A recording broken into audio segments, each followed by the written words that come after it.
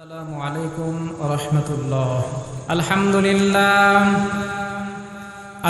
لله نحمده ونستعينه ونستغفره ونؤمن به ونتوكل عليه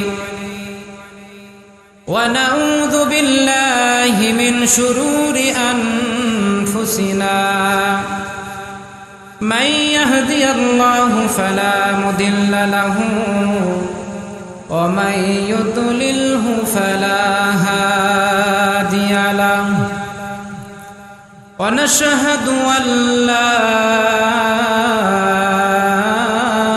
إله إلا الله وحده لا شريك له ونشهد أن سيدنا وسندنا وحبيبنا ومولانا رسولنا صلى الله عليه وسلم أرسله بالحق بشيرا ونذيرا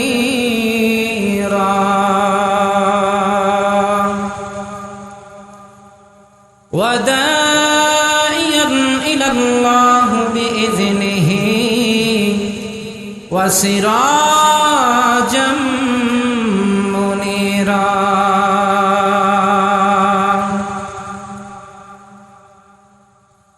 فقد قال الله تعالى في كلامه المجيد والفرقانه الحميد فأعوذ بالله من الشيطان الرجيم بسم الله الرحمن الرحيم ما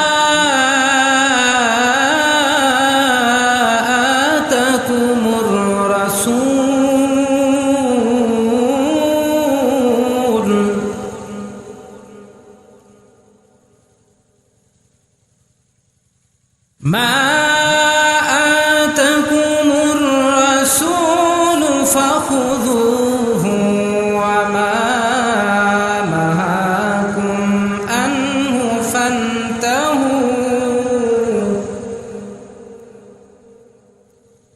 وقال تبارك وتعالى في كلامه المجيد والفرقانه الحميد قل إن كنتم تحبون الله فاتبعوني يحببكم الله قل إن كنتم تحبون الله فاتبعوني يحببكم الله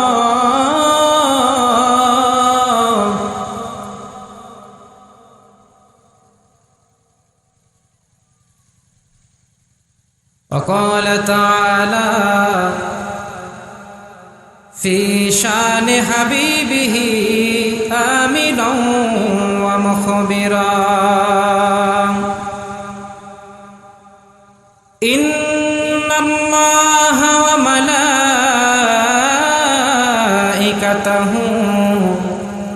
يصلون على النبي يا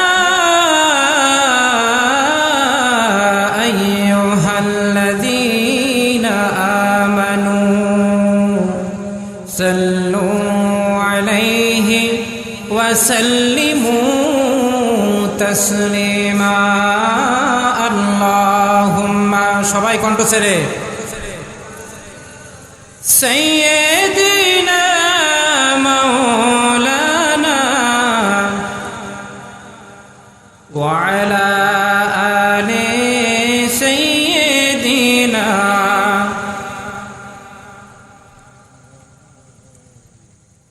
জবান খুলে পাঠ করতে হবে।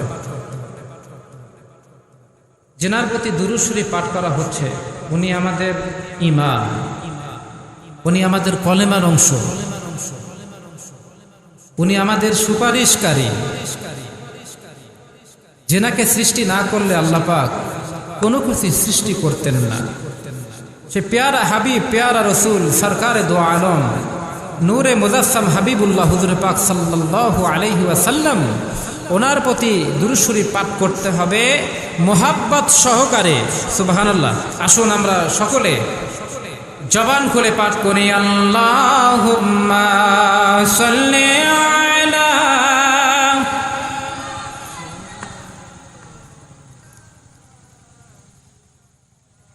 ওয়া আলা আলি সাইয়্যিদিনা।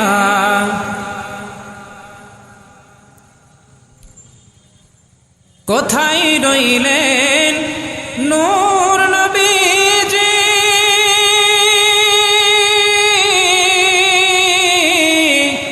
আমাদের ছাড়িয়া?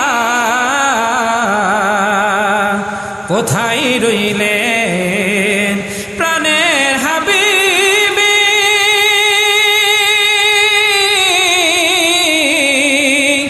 আমাদের ছাড়িয়া?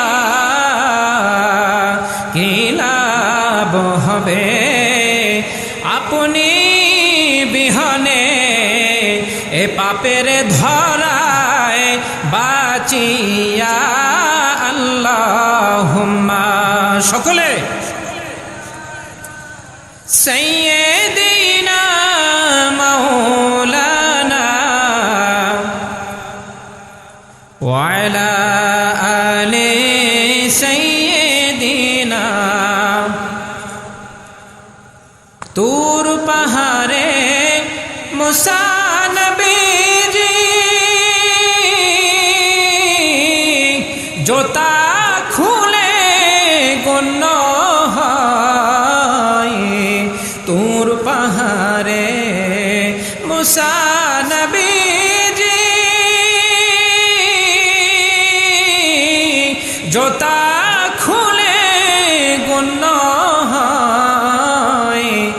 আমার দয়ার নবীজি ওনার জোতার নিচের ধুলায় আল্লাহর আরশ ধন্য হয়। আল্লাহুম্মা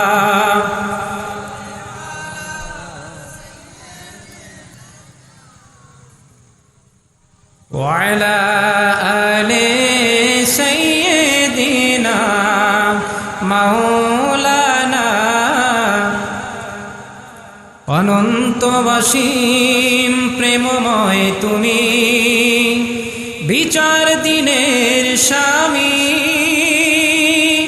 কত গুণগান হে চির মহান আপনারই অন্তর জামি। আল্লাহুম্মা সাইয়্যিদিনা মাওলানা মুহাম্মদ ওয়া আলা আলি সাইয়্যিদিনা মাওলানা। মনটা যদি হইতো পুবাল হাওয়া, হইতো যদি শুভ্র কবুতর, মনটা যদি হইতো পুবাল হাওয়া, হইতো যদি শুভ্র কবুতর, মেঘের ডানায় পাঠিয়ে দিতাম, মেঘের ডানায় পাঠিয়ে দিতাম মদিনার ওই পথে, যেথায় আমার প্রিয় নবী ঘুমায় নিরন্তর, যেথায় আমার প্রিয় নবী ঘুমায় নিরন্তর। আল্লাহুম্মা সাল্লি আলা মাওলানা وعلى آل سيدنا مولانا بلغ العلا بكماله كشف الدجى بجماله حسنت جميع خصاله صلوا عليه وآله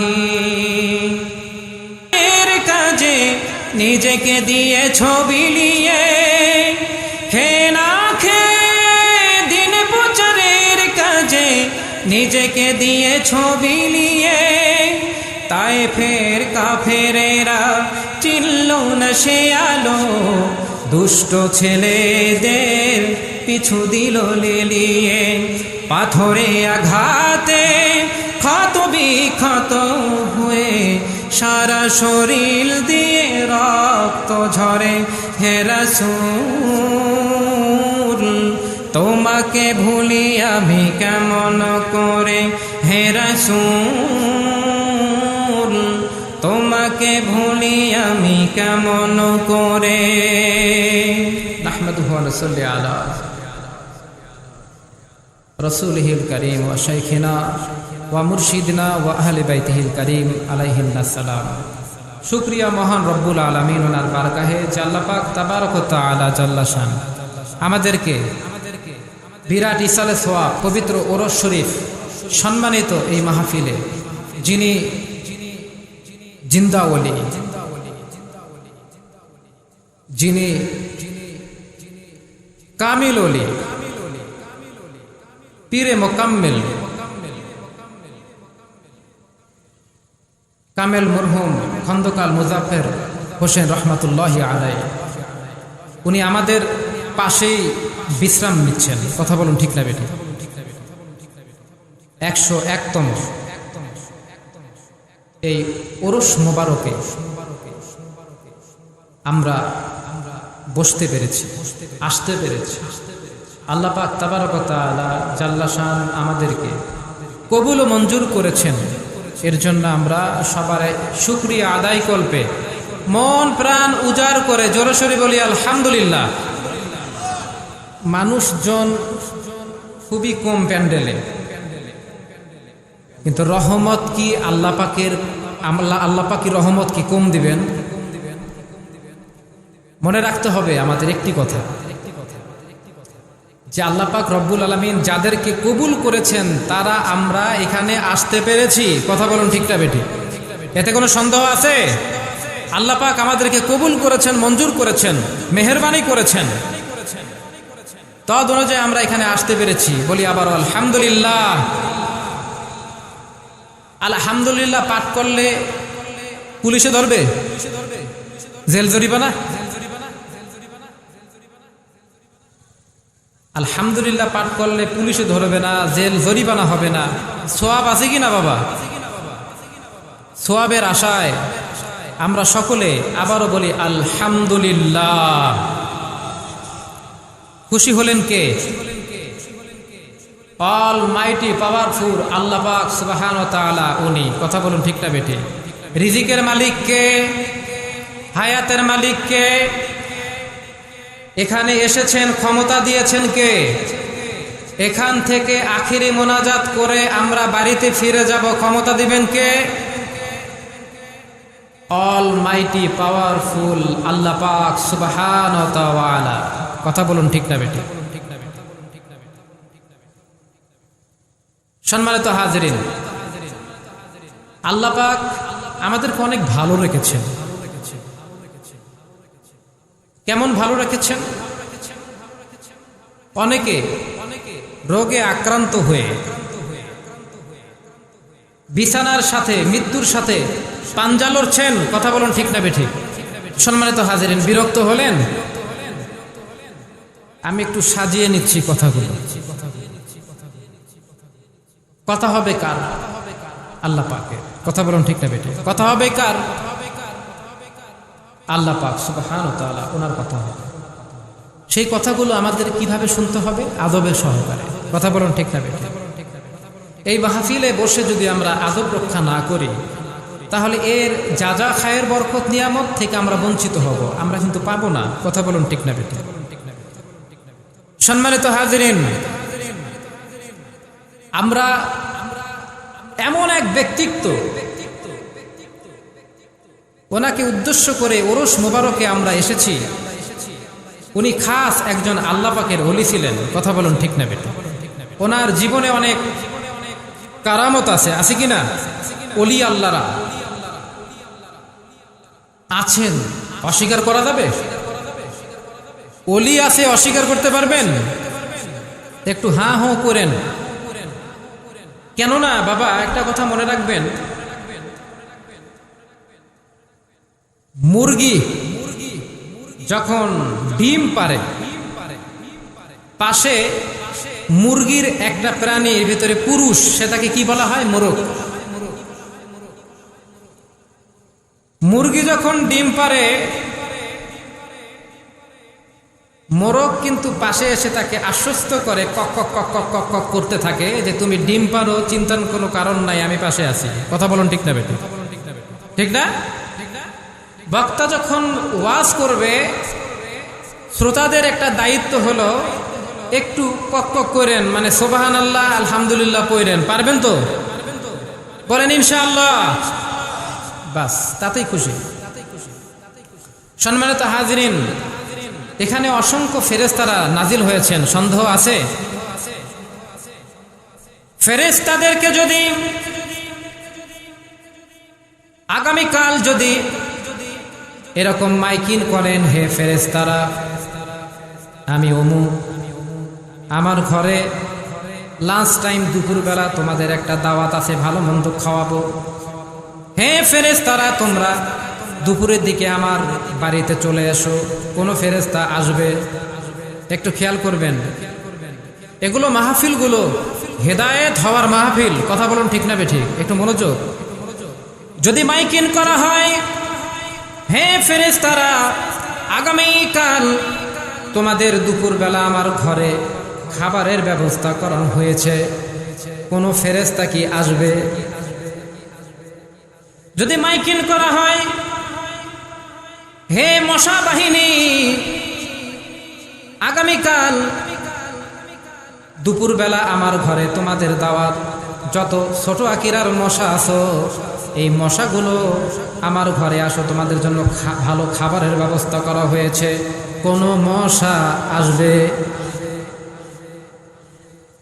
যদি সারফোকা বাহিনীকে মাইকিং করা হয়, হে সারফোকারা, তোমাদের জন্য ভালো খাবারের ব্যবস্থা করা হয়েছে, অমুক টাইমে আমি ছোট আকিরা নিবাসী, আমার নাম অমুক, আমার ঘরে আসো, তোমাদের জন্য ভালো খাবারের ব্যবস্থা করা হয়েছে, কোনো সারফোকা আসবে? কেন আসবে না? মশাকে যদি আপনি ডাকতে চান, মশাকে যদি দাওয়াত দিতে চান, মশা মাইকিং বোঝে না, মশা দাওয়াত বোঝে না। মশা যদি ডাকতে চান, শরীরের কাপড়টা খুলে খাটের নিচে ঢুকে লাইটটা বন্ধ করে অন্ধকারে চুপচাপ বসে থাকেন, মশা আপনার শরীরে লাগবে কিনা? লাগবে তো? মশা মাইকিং বোঝে না, মশা চেনে রক্ত। মশা চেনে কি? মশা চেনে রক্ত। আপনি জামা খুলে খাটের নিচে লাইট বন্ধ করে অন্ধকারের ভিতরে বসে থাকবেন, আমার আপনার শরীরে মশা লাগবে।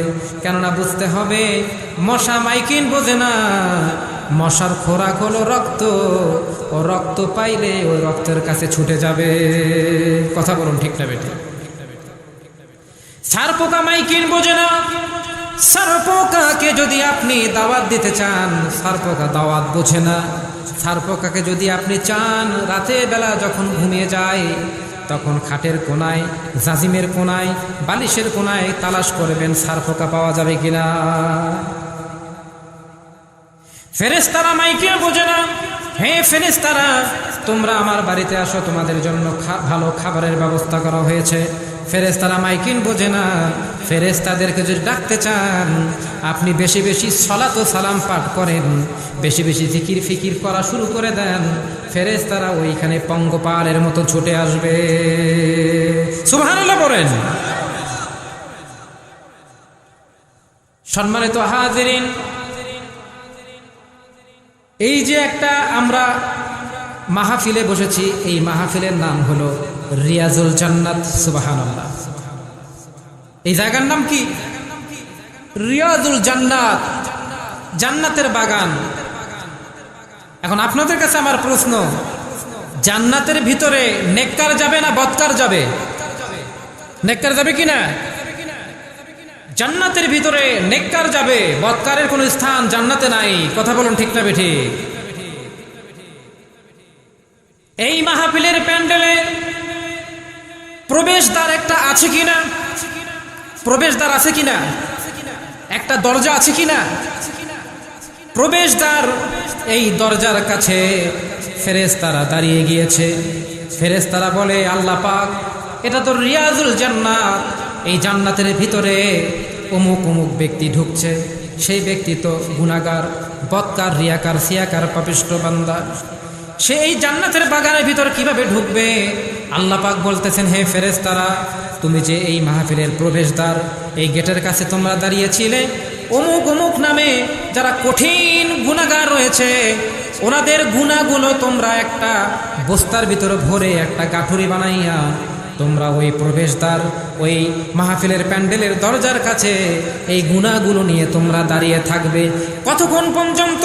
ততক্ষণ পর্যন্ত তোমরা এই মাহফিলের আখিরি মোনাজাত পর্যন্ত তোমরা ওই গুনাহগারের গুনাহগুলো তোমরা গাঠুরি বেঁধে মাথায় নিয়ে তোমরা দাঁড়িয়ে থাকবে। যেরকম সুবহানাল্লাহ। তাহলে বুঝতে হবে, এই মাহফিলে আমরা প্রবেশ করেছি, এই মাহফিলের প্রবেশদ্বারে ফেরেশতারা দাঁড়িয়েছিল। ফেরেশতারা আমাদের গুনাহগুলো বস্তায় ভরে এই প্রবেশদ্বার, এই দরজার সামনে তারা দাঁড়িয়ে আছে। আমাদেরকে নেককার করে রিয়াজুল জান্নাতের ভিতরে ঢুকানো হয়েছে। কথা বলুন ঠিক না বেঠিক? আখিরি মোনাজাত করে যখন এই বান্দা এই দরজা দিয়ে বের হয়ে যাবে, তখন এই ফেরেশতারা আল্লাহ পাকের কাছে প্রশ্ন করবেন, আল্লাহ পাক, অমুক ব্যক্তি তার 50 বছর, 60 বছর, 70 বছরের গুনাহগুলো আমি বস্তার ভিতরে ভরে নিয়ে আমি দাঁড়িয়েছিলাম। আল্লাহ পাক, এই গুনাহগুলো আমি এখন কি করব? আল্লাহ পাক বলতেছেন, হে ফেরেশতারা, এই যে ব্যক্তি সে গুনাহ নিয়ে এসেছিল, গুনার বস্তাগুলো নিয়ে তুমি মাথায় নিয়ে দাঁড়িয়েছিলে প্রবেশদ্বার ওই গেটের সামনে। হে ফেরেশতারা, তোমরা কি দেখো নাই আখিরি মোনাজাতে চোখের পানি ছেড়ে দিয়ে বান্দা যখন আমার কাছে অনুতপ্ত হয়ে গুনার জন্য স্যালেন্ডার হয়ে গেছে, আমি আল্লাহ পাক কুদরতে চোখ দিয়ে দেখেছি।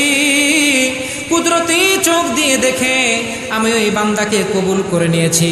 আমি আমার বান্দার নেককার বান্দাদের ভিতরে, লিস্টের ভিতরে যদি কোনো নেককার বান্দা থাকে, তাহলে ওই বান্দাকে আমি আমার নেককার বান্দার লিস্টের ভিতরে রেখেছি। সুবহানাল্লাহ বলে।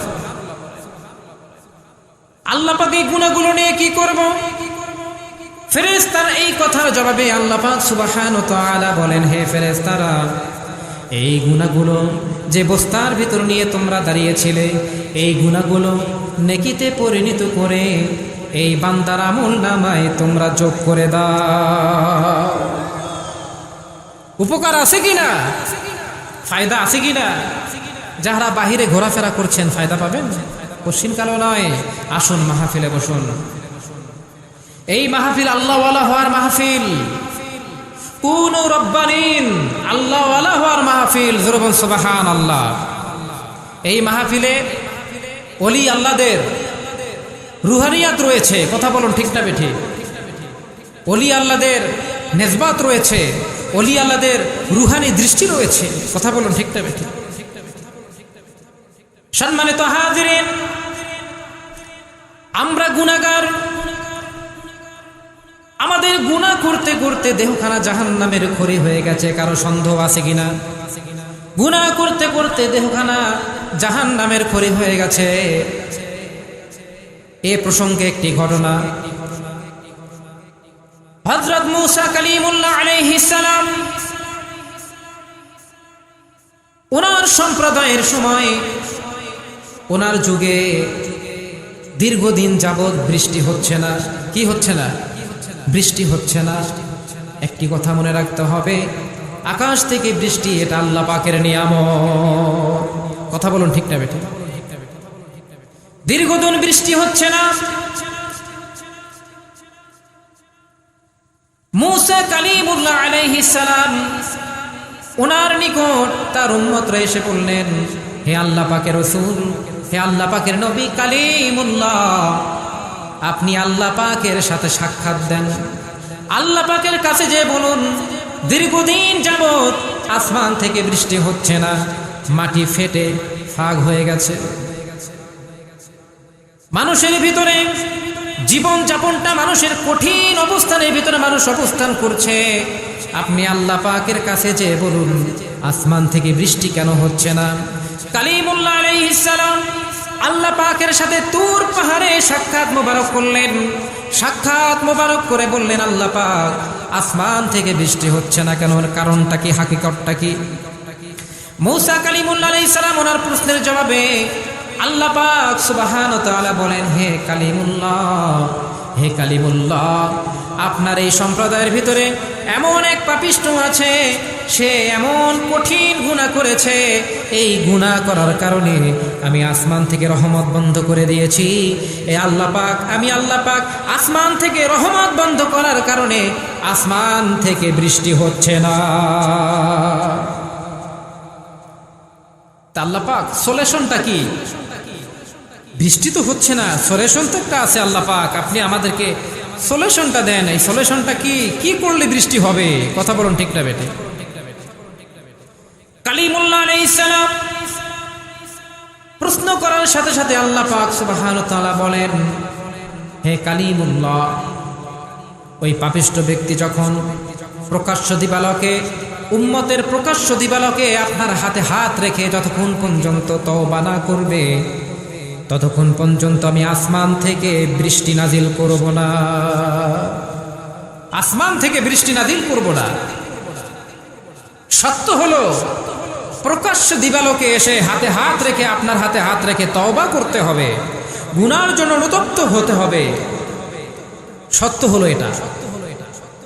মূসা কালিমুল্লাহ আলাইহিস সালাম প্রকাশ্য দিবালোকে এসে উম্মতের কাছে ঘোষণা করলেন, হে আমার উম্মতরা, তোমাদের ভিতরে এমন একজন পাপিষ্ঠ আছে, এই পাপিষ্ঠ প্রকাশ্য দিবালোকে আমি মূসা কালিমুল্লাহ আলাইহিস সালাম আমার হাতে হাত না রেখে তওবা না করবে, ততক্ষণ পর্যন্ত আল্লাহ পাক সুবহানাহু ওয়া তাআলা আসমান থেকে বৃষ্টি নাজিল করবে না।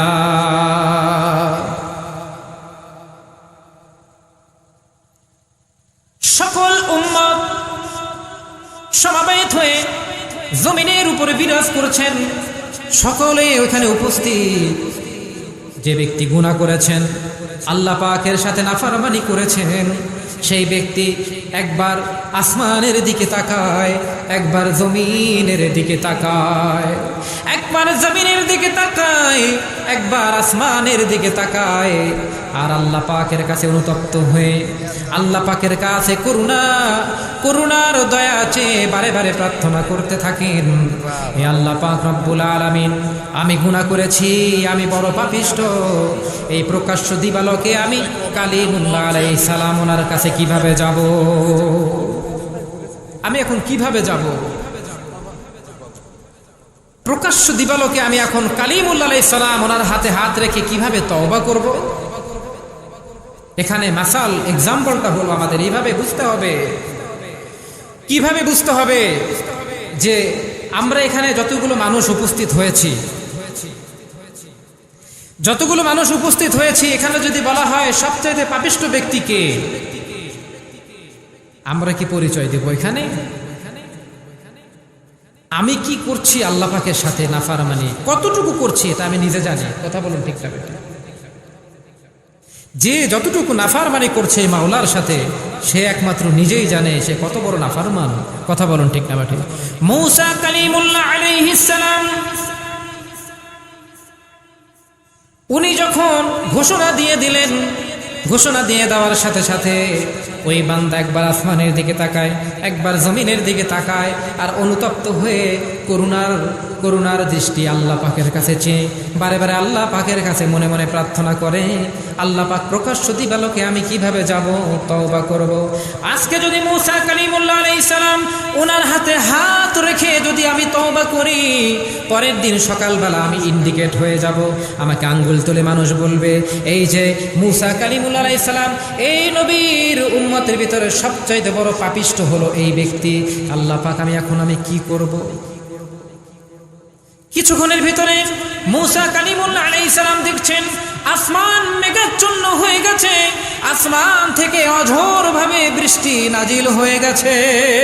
যেরকম সুবহানাল্লাহ, আসমান থেকে বৃষ্টি নাজিল হয়ে গেছে। মূসা কালিমুল্লাহ আলাইহিস সালাম আল্লাহ পাকের কাছে প্রশ্ন করলেন, ও আল্লাহ পাক রব্বুল আলামিন, এই বৃষ্টি হওয়ার কারণটা কি? আপনি তো আমাকে একটি সত্য দিয়েছিলেন, সত্যটা হলো একজন পাপিষ্ঠ ব্যক্তি আপনার উম্মত আপনাদের এই গোত্রের ভিতরে আছে, এই ব্যক্তি যতক্ষণ পর্যন্ত আপনার হাতে হাত না রেখে তওবা না করবে বৃষ্টি হবে না। আল্লাহ পাক সেই ব্যক্তি আমার কাছে আসলো না, তওবা করলো না, আসমান থেকে বৃষ্টি কিভাবে হলো? আল্লাহ পাক রব্বুল আলামিন বলেন, হে কালিমুল্লাহ, হে মূসা কালিমুল্লাহ, আমি আল্লাহ পাক রব্বুল আলামিনের একটা নাম আছে সাত্তারুল আইয়ুব। সুবহানাল্লাহ, আমার নাম আছে সাত্তারুল আইয়ুব, আমার একটা গোপন নাম আছে। হে মূসা কালিমুল্লাহ, আপনি তো জানেন না, আমার একটা নাম আছে সাত্তারুল আইয়ুব, একটা গোপন নাম আছে, একটা গোপন চাদর আছে। এই চাদরটা বান্দা যখন গোপন গুনাহ করে, গোপন ভাবে আমার কাছে কাঁদে, অনুতপ্ত হয়ে আমার কাছে কমপ্লিট স্যারেন্ডার হয়ে যায়, আমি ওই সাত্তারুল আইয়ুব গোপন একটা চাদর দিয়া ওই বান্দার গোপন গুনাহগুলোকে ঢেকে দিয়ে ওই বান্দাকে নিষ্পাপ নিষ্কলঙ্ক বানিয়ে দিই। আপনি দেখেন নাই, যখন সেই ব্যক্তি প্রকাশ্য ভিড়ের ভিতরে একবার আসমানের দিকে তাকাইয়া একদম ফ্যাল করে তাকাচ্ছে, আর আসমানের মালিকের কাছে অনুতপ্ত হয়ে বলছে, মাওলা আমি গুনাহ করেছি, আমি এখন কি করব, নিরুপায়, আপনি ছাড়া আর কেউ নাই।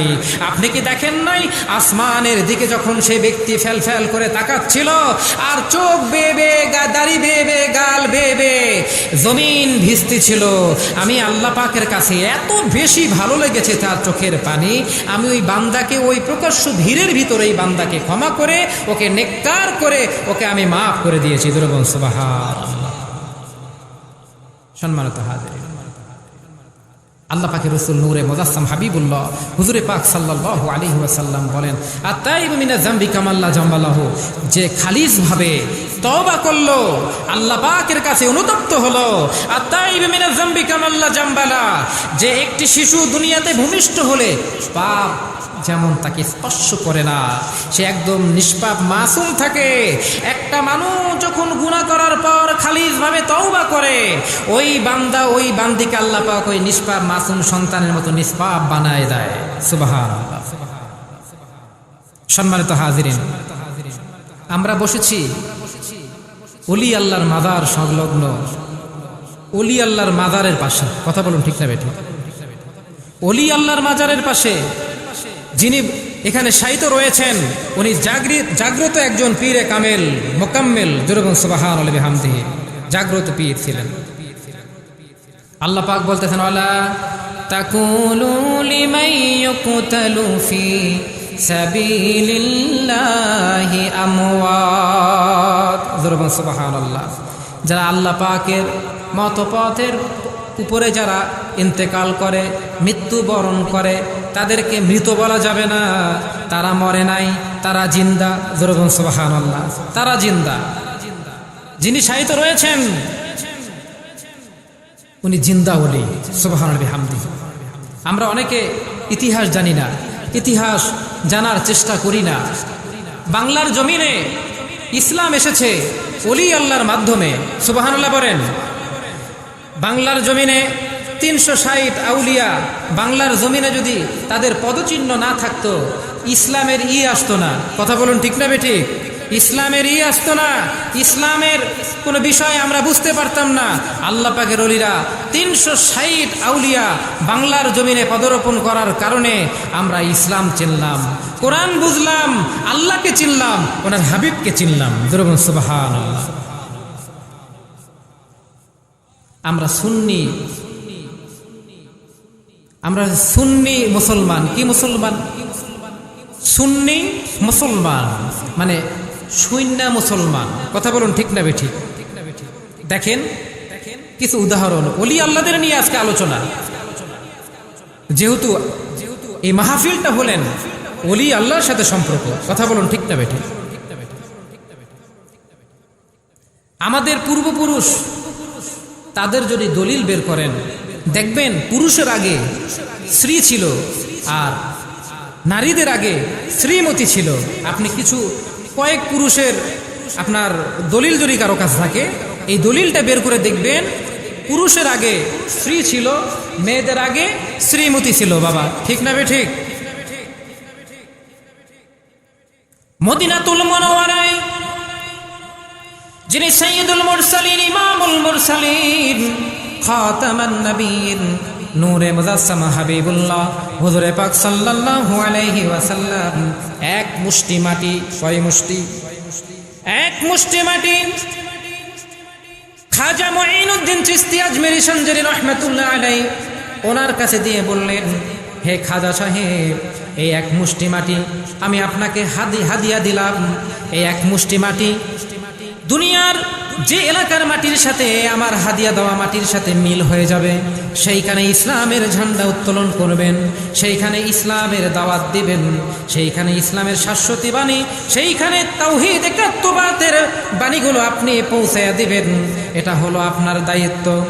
খাজা সাহেবকে এক মুষ্টি মাটি যখন দেওয়া হলো, খাজা সাহেব ঘুরতেছিলেন দেশে দেশে দেশে দেশে দেশে দেশে ঘুরতে ঘুরতে এসে পাক উপমহাদেশ ভারতে এসে আল্লাহ পাকের রসুলের দেওয়া ওই মাটিটা, এই মাটির সাথে পাক উপমহাদেশের মাটির সাথে আল্লাহ পাকের রসুলের দেওয়া হাদিয়া দেওয়া মাটির সাথে ওই মাটির সাথে মিলন হয়ে গেল।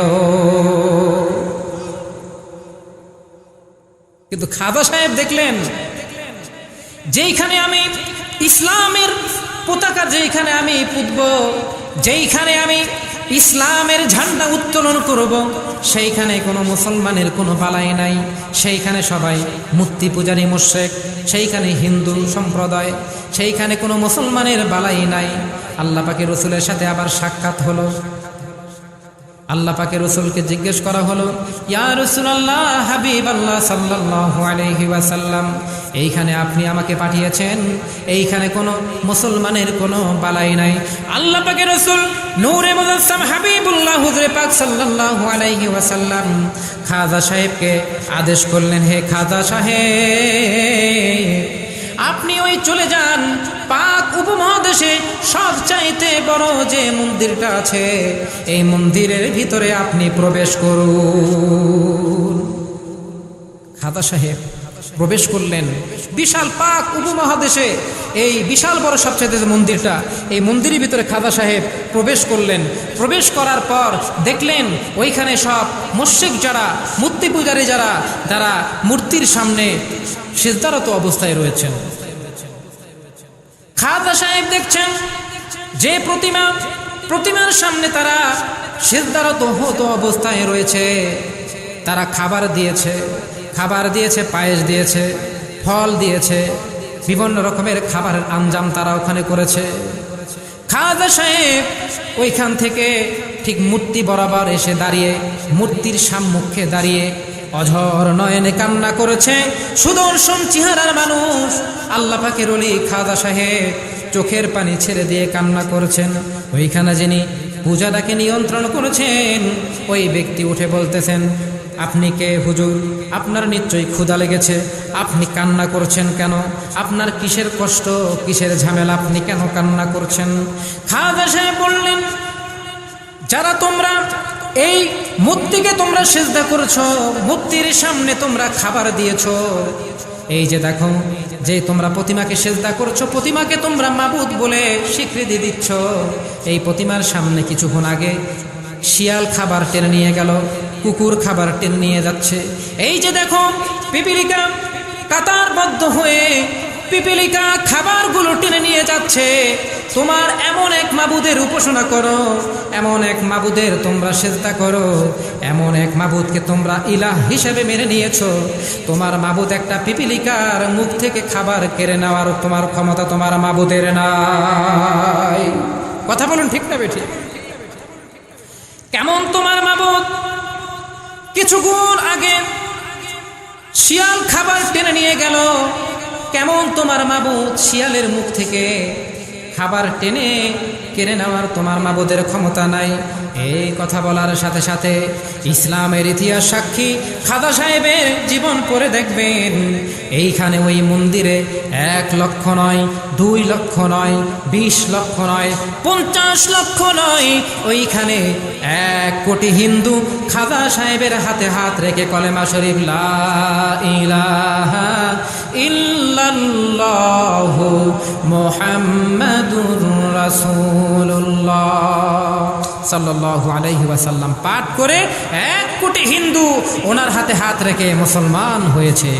সুবহানাল্লাহ। খাজা সাহেব বলছেন, তোমরা পুরুষের নামের আগে শ্রীমতী কেন, মহিলাদের নামের আগে শ্রীমতী কেন? এই শ্রী তোমরা কেটে দাও, শ্রীমতী কেটে দাও। আজকে থেকে পুরুষের নামের আগে মুহাম্মদ থাকবে আর নারীদের নামের আগে মুসাম্মাদ থাকবে। আল্লাহর কসম করে বলি, ইতিহাস সাক্ষী খাজা সাহেবের জীবন পড়ে দেখবেন। আজকে আপনি মাওলানা বলেন, মুফতি বলেন, মুহাদ্দিস বলেন, খতিব বলেন, সাধারণ মানুষ বলেন, শ্রোতা বলেন, বক্তা বলেন, আমাদের নামের আগে মুহাম্মদ আছে কিনা? কিন্তু আমরা এটাকে খতিয়ে দেখি না, আমাদের নামের আগে মুহাম্মদ কেন? এটা খাজা সাহেব আল্লাহ পাকের ওলির এটা অবদান। কথা বলুন ঠিক না বেঠিক? ওলি আল্লাহদের অবদান। ওলি আল্লাহরা এত ক্ষমতাপন্ন, আল্লাহ পাকের ওলিরা যদি কোনো কবরস্থানের পাশ থেকে হেঁটে যায়, সেই কবরস্থানে 40 দিন পর্যন্ত কবরের আযাব মাফ হয়ে যায়। কতদিন? 40 দিন পর্যন্ত কবরের আযাব মাফ হয়ে যায়। তাহলে যে ব্যক্তি জীবিত অবস্থায় হেঁটে যাচ্ছেন, সেই ব্যক্তি পাশেই শুয়ে আছেন, বরকত আছে কিনা? রহমত আছে কিনা? এই রহমতের হিস্সা থেকে যারা বঞ্চিত, তাদের মতো কপাল পোড়া কেউ নাই। কথা বলুন ঠিক না বেঠিক? সম্মানিত হাজিরিন, আমরা যারা এসেছি, যারা আসতে পারি নাই, এখানে 2টা বিষয় থাকে। কয়টা? শুনবেন তো নাকি? 2টা বিষয় থাকে। নমরুদকে চেনেন? নমরুদকে চেনেন তো নাকি? খুব ভালো মানুষ, খুব ভালো মানুষ। এই যে নমরুদ, এই নমরুদকে আল্লাহ পাক কি আকাশ থেকে ঠাডা ফালায় মারছে? আমি কিন্তু পিরোজপুরের বরিশালের মানুষ, বুঝছেন? মাঝে মাঝে একটু আসবে ওদিকের একটু রং ঢং কথা, বুঝতে না পারলে একটু বুঝেন, বললেন। কথা বলুন ঠিক না বেঠিক? নমরুদ সে কি ভালো মানুষ ছিল? এনাকে আল্লাহ পাক মেরেছে ছোট্ট একটা মশা দিয়ে। কি দিয়ে? মশা দিয়ে আল্লাহ পাক মেরেছে। কোন মশা? সুস্থ মশা? অসুস্থ মশা? আল্লাহ পাকের আদেশ হলো, নমরুদের গোষ্ঠী সুষ্টি লুষ্টি যা আছে সকলকে তোমরা নাস্তা নাবুদ করো, হে মশা বাহিনী যাও। আল্লাহ পাক যখন আদেশ করলেন, মশা বাহিনীর রওনা হলেন নমরুদের গোষ্ঠীগুলোর ধ্বংস করার জন্য। একটা মশা, একটা পা নাই, একটা হাত নাই, ল্যাংরা এবং লুলা। অ্যাড্রেস কি? ল্যাংরা এবং লুলা। সে হাম্মামখানা মানে টয়লেটের ভিতরে একটা ল্যাংরা মশা, লুলা মশা ওইখানে বসে বারে বারে প্রার্থনা করে, আল্লাহ পাক আপনি আমাকে তৌফিক দেন, আপনি আমাকে তৌফিক দেন। সুস্থ সুস্থ মশাগুলো সুস্থ সুস্থ নমরুদের বাহিনীগুলোকে ধ্বংস করেছে, আপনি আমাকে একটু তৌফিক দেন, আমি যদি ওই বড়টাকে ধরতে পারি। সুবহানাল্লাহ বলেন। আমার মনে অনেক কামনা বাসনা, আমি যদি বড়টাকে ধ্বংস করতে পারি, আমার আর জীবনের কোনো চাওয়া নাই, একদম এটাই আমার সবচেয়ে বড় চাওয়া, আমার কোনো কিছু চাওয়া দরকার নেই। আল্লাহ পাক বলতেছেন, মাকারু মাকারুল্লাহ আল্লাহু খায়রুল মাকিরিন। ও মশা, তুমি চিন্তা করো না, চিন্তা করো না, ভাবনা করো না। তোমার একটা পা নাই, হাত নাই, তো কি হয়েছে? আমি তোমাকে দিয়ে আমি আমার কাজ করাবো। নমরুদ যখন দৌড়াদৌড়ি করতে করতে করতে করতে করতে করতে খুঁজে পাচ্ছে না জায়গা, নিরাপদ জায়গা খুঁজে পায় না, তখন টয়লেটের ভিতরে ঢুকেছে। আর ল্যাংরা মশা, লুলা মশা বলতেছেন, আল্লাহ পাক আপনি আমার ফরিয়াদ কবুল করেছেন, এইবার আমি বড়টাকে ধরেছি। সাথে সাথে নাকের ভিতরে ঢুকে নমরুদকে ধ্বংস করা হয়। কথা বলুন ঠিক না বেঠিক? এই ঘটনাটা বলার কারণ হলো, এখান থেকে আমাদের শিক্ষা রয়েছে। শিক্ষাটা হলো, এখানে যুবকরা কিছু বসেছে, কিছু মধ্যবয়সী, কিছু বয়স্ক লোক আমরা বসেছি, কথা বলুন ঠিক না ঠিক? মনে রাখতে হবে, যুবক হলেই যে আল্লাহ পাকের কাজ করবেন, আবার বয়স্ক লোক হলেই যে আল্লাহ পাকের কাজ করবেন, আল্লাহ পাকের রহমতপূর্ণ জায়গাগুলো বসবেন, রহমতপূর্ণ কথাগুলো শুনবেন, কোরআনের কথাগুলো শুনবেন, এটা কিন্তু আমার আপনার প্রচেষ্টা নয়। আল্লাহ পাক যাকে মনোনীত করবেন, যাকে ভালোবাসবেন, যার প্রতি অনুগ্রহ কৃপা করবেন, তার মাধ্যমেই আল্লাহ পাক তার কাজ করাইয়া নেবেন। কথা বলুন ঠিক না বেঠিক? সম্মানিত হাজিরিন, তাহলে ল্যাংড়া এবং খোড়া যে আপনার লুলা মশা, সেই মশা দিয়ে আল্লাহ পাক কিন্তু বড় একটা কাজ করায় নিলেন। কথা বলুন ঠিক না বেঠিক? সম্মানিত হাজিরিন, তাহলে আমাদের এখান থেকে শিক্ষা নিতে হবে। আমরা যে এই মাহফিলে বসেছি, আমাদের কিন্তু আরেকটা বিষয় চিন্তা থাকতে হবে, আমাদের নিয়তটা কিন্তু পাক্কা থাকতে হবে। কি থাকতে হবে? নিয়তটা পাক্কা থাকতে হবে। আমাদের নিয়ত যদি গরমিল থাকে, তাহলে কিন্তু আমরা ফায়দা পাবো না। ফায়দা পাবো না। জান্নাত থেকে হযরত আদম সফিউল্লাহ আলাইহিস সালাম, ওনাকে পাঠিয়ে দেওয়া হলো কোন দেশ? শ্রীলঙ্কাতে পাঠিয়ে দেওয়া হলো হযরত আদম সফিউল্লাহ আলাইহিস সালাম। আদম আলাইহিস সালামের শরীরে জান্নাতি গাছের পাতা দিয়ে ওনার শরীর জামা তৈরি করে আল্লাহ পাক দুনিয়াতে পাঠিয়ে দিয়েছেন। একটু মনোযোগ দিবেন। আজকে যারা মাহফিলে এসেছে, এইখানে অনেকের নিয়াত আছে তবারক খাবো। কথা বলুন ঠিক না বেঠিক? অনেকের নিয়াত আছে ওয়াজ শুনবো, অনেকের নিয়াত আছে জিন্দেগিতে গুনাহ করেছি, এই মাহফিলে বসে নিষ্পাপ হয়ে ঘরে যাব। কথা বলুন ঠিক না বেঠিক? সম্মানিত হাজিরিন, গাছের পাতা তৈরি, জান্নাতের গাছের পাতার তৈরি, আদম সফিউল্লাহ আলাইহিস সালাম ওনার গাছের পাতার তৈরি ওনার জামা পরে দুনিয়াতে আসলেন। সর্বপ্রথম জঙ্গলের হরিণেরা সংবাদ পেল হযরত আদম সফিউল্লাহ আলাইহিস সালাম উনি দুনিয়াতে এসেছেন, তাশরিফ মুবারক এনেছেন। আল্লাহ পাকের নবী, ওনারা হলেন রহমত। ওনাদের কাছে গেলে রহমত পাওয়া যাবে, ওনাদের কাছে গেলে আমরা রহমতের হিস্সা পাবো। কিছু হরিণ সম্প্রদায় তারা হযরত আদম সফিউল্লাহ আলাইহিস সালামের নিকটে যখন উপস্থিত হলেন, আদম সফিউল্লাহ আলাইহিস সালামের সাথে সহবতে যখন গেলেন, সহবতে যাওয়ার পর আদম সফিউল্লাহ আলাইহিস সালাম ওনার শরীরের গাছের পাতা, জান্নাতি গাছের পাতা ছিঁড়ে ছিঁড়ে হরিণদেরকে উনি হাদিয়া তোহফা দিলেন। হরিণরা তা খেলেন।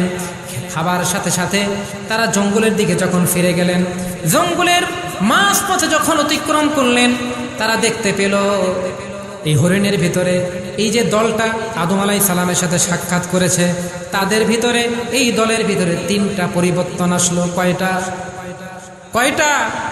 3টা পরিবর্তন আসলো। 1 নাম্বার পরিবর্তন হলো, যে হরিণ সম্প্রদায় আদম আলাইহিস সালামের জান্নাতি গাছের পাতা, এই পাতাটা যারা হাদিয়া রূপে যারা খেয়েছে, সর্বপ্রথম পরিবর্তনটা হলো এই হরিণের চোখের ভিতরে একটা মায়া চলে আসলো। সুবহানাল্লাহ।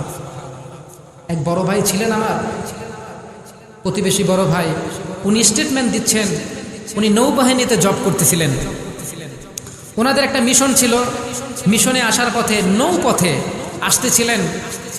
সেই সময় ওনাদের ক্যাপ্টেন বলেছিলেন যে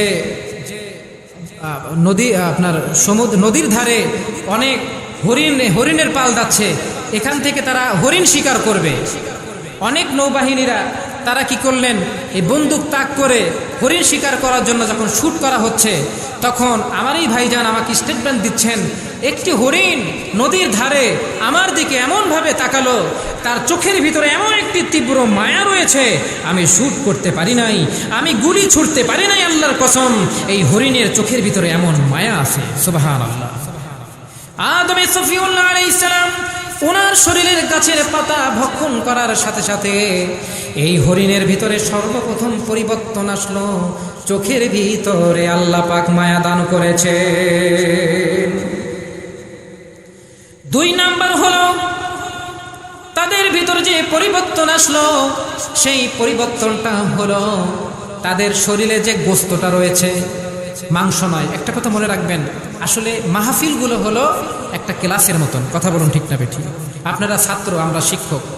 আমার বয়স অল্প, তারপরেও আমরা যেহেতু কথা বলছি কোরআন হাদিসের, আপনাদের শিক্ষক আমরা। কথা বলুন ঠিক না বেঠিক? সম্মানিত হাজিরিন, কখনো আমরা মাংস বলবো না, মায়ের অংশ কখনো হয়?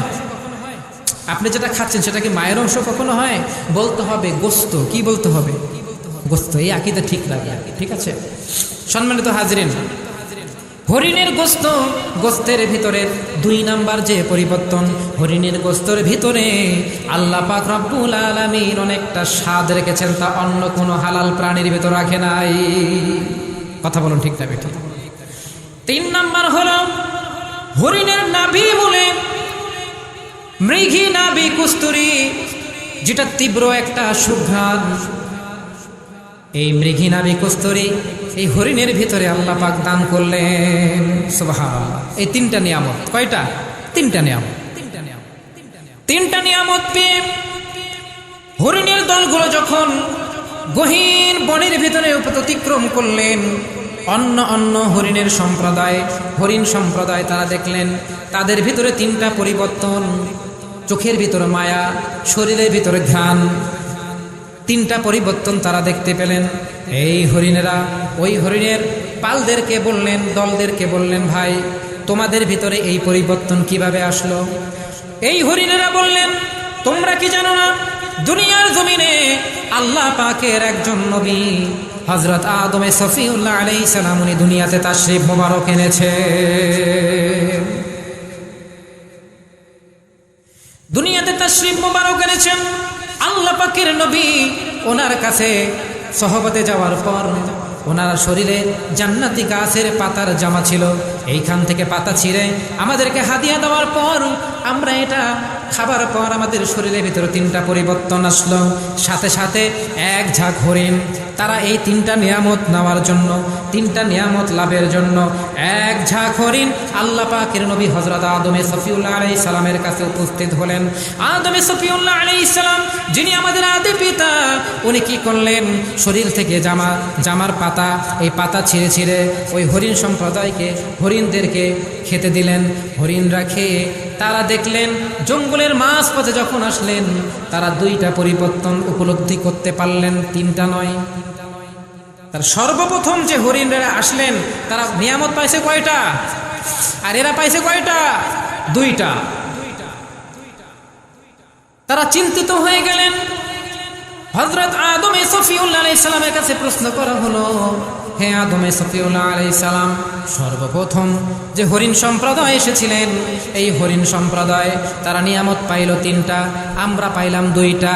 আমরা যে 2টা নিয়ামত পেলাম, আমাদের চোখে মায়া আসলো, আমাদের শরীরের গোস্তটা অনেক সুস্বাদু, কিন্তু মৃগী নাভি কস্তুরী আমরা পাইলাম না কেন? কথা বোঝেন নাই আমার কথা? কি মনোযোগ দিচ্ছেন? আমার কথায় মনোযোগ দিচ্ছেন? মৃগী নাভি কস্তুরী আমি পেলাম না কেন? সাথে সাথে প্রশ্নের জবাবে আদম সফিউল্লাহ আলাইহিস সালাম উনি বললেন, সর্বপ্রথম যে হরিণ সম্প্রদায় আমার কাছে আসলেন তাদের নিয়াত ছিল, সংকল্প ছিল, আমরা আল্লাহ পাকের নবীর কাছে যাব, রহমতের হিস্সা লাভ করার কারণে আমরা অন্য কোনো নিয়ামত আমাদের দরকার নাই। আল্লাহর নবী দুনিয়াতে তাশরীফ মোবারক এনেছেন, ওনার কাছে যাব আল্লাহ পাকের রহমত হিস্সা লাভ করার জন্য। ওরা 3টা নিয়ামত পেয়েছে, আর আপনারা আল্লাহর নবীর কাছে এসেছেন, আল্লাহর নবীর কাছে নিয়ামতটা হাসিল করার জন্য আসেন নাই, আপনারা 3টা নিয়ামত নেওয়ার জন্য এসেছেন। 3টা নিয়ামত নেওয়ার কারণে আপনাদের নিয়াতের ভিতরে গরমিল ছিল। এই নিয়াতের ভিতরে গরমিল থাকার কারণে আপনারা মৃগী নাভি কস্তুরী, এই মৃগী নাভি কস্তুরী থেকে আপনারা বঞ্চিত হয়েছে। তো কি বুঝলেন? আজকে যারা আমরা এখানে এসেছি, মাহফিলে প্যান্ডেলে বসেছি, অনেকে তবারকের আশায় এসেছি, অনেকে আমরা মাহফিল কথা শোনার জন্য এসেছি, অনেকে আমরা একটু ঘুরে ফিরে চলে যাব এর জন্য এসেছি, অনেকে আমরা তওবা করে আখিরে মোনাজাত দিয়ে আমরা বাড়িতে ফিরব, গুনার জন্য অনুতপ্ত হওয়ার জন্য, আমরা নেককার হওয়ার জন্য মাহফিলে এসেছি। নিয়াত এক একজনের এক একটা। এটা হতে পারে না। সকলের নিয়াত থাকতে হবে একটি, কুনু রাব্বানিয়িন কুনু মা'আস সাদিকিন। সুবহানাল্লাহ। সকলকে আল্লাহওয়ালা হতে হবে। এই মাহফিলটা হলো আল্লাহওয়ালা হওয়ার মাহফিল। সম্মানিত হাজিরিন, আমরা এমন একটি নবীর উম্মত, এমন এক রসুলের উম্মত, এই নবী এবং রসুল ওনার সম্মান এত বেশি আল্লাহ পাক রেখেছেন, এত বেশি সম্মান আল্লাহ পাক রেখেছেন।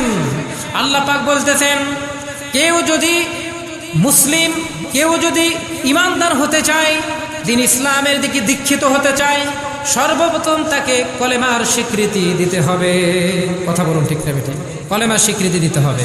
তাহলে কলেমা শরীফ আমরা যে পাঠ করি, কলেমা শরীফের যে অক্ষর রয়েছে, আমরা যদি এটাকে ক্যালকুলেশন করি, লা ইলাহা ইল্লাল্লাহু মুহাম্মাদুর রাসূলুল্লাহ সাল্লাল্লাহু আলাইহি ওয়াসাল্লাম, এটা কিন্তু কলেমা শরীফ। এই কলেমা শরীফে যে আপনার শব্দগুলো রয়েছে, এখানে অক্ষরগুলো রয়েছে, টোটাল 24টা। কয়টা?